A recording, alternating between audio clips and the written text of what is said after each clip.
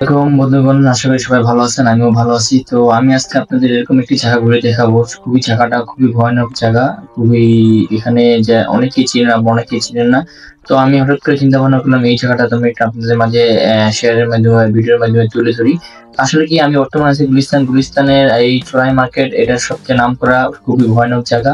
তো আমরা সচরাচর এখানে সবাই চিনি, আবার অনেকেই আমরা চিনি না। আসলে কি, আমি আপনাদের এই দৃশ্যটা দেখার জন্য এই ভিডিওটা করা। আর এখানে যারা আসবেন এরা এখান থেকে কোনো জিনিসপত্র কিনতে চাবেন না, কেননা এখানে সবকিছু চোরাই মাল বিক্রি হিসেবে বিক্রি করা হয়।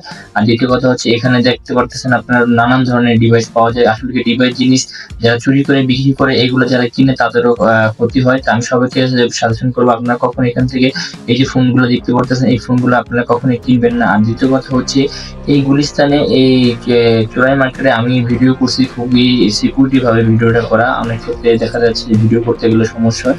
তো আমি এই ভিডিওটার মাধ্যমে সবাইকে দেখার জন্য আমি ভিডিওটা করা। আসলে কি, গুলিস্তানে যারা আসবেন, এখানে আশেপাশে অনেক লোকজন ঘোরাফেরা করে, আর তাদের দেখা যাচ্ছে আপনি যদি তাদের নজরে পড়ে যান, সেই ক্ষেত্রে দেখা যাচ্ছে আপনি অনিশ্চিত হয়ে যেতে পারেন। তো আমি সবাইকে বলবো, আপনারা যারা এই নতুন গুলিস্তানে আসবেন, এই চোরাই বাজারের সামনে আশেপাশে যারা ঘুরবেন, এখান থেকে বলবো আপনারা কিছু কেনাকাটা করবেন না। আর দ্বিতীয় কথা হচ্ছে, এখানে দেখা যায় ডিভাইস, ইলেকট্রনিক ডিভাইস যদি আপনি কিনতে যান, সেই ক্ষেত্রে আপনার দেখা যায় কেনার ক্ষেত্রেও আপনাকে প্রবলেম, সমস্যা হতে পারে, কেননা ডিভাইস কেনাটাই মানে অনেক রিস্ক। তো আমি সবাইকে সাজেশন করবো এখান থেকে না কেনাটাই ভালো।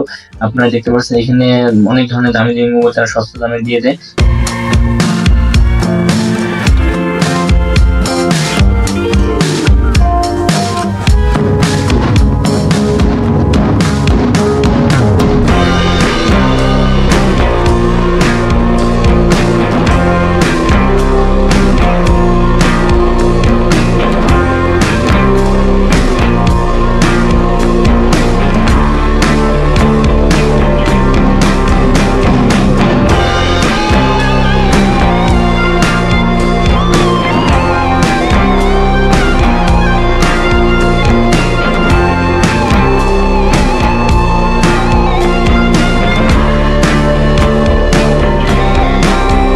তো বড় কথা হচ্ছে, এখানকার ভিডিওটা করাটা অনেক রিস্ক ছিল। আমি যেহেতু ভিডিওটা করছি, তো সেক্ষেত্রে আমারও অনেক সমস্যা হয়েছে।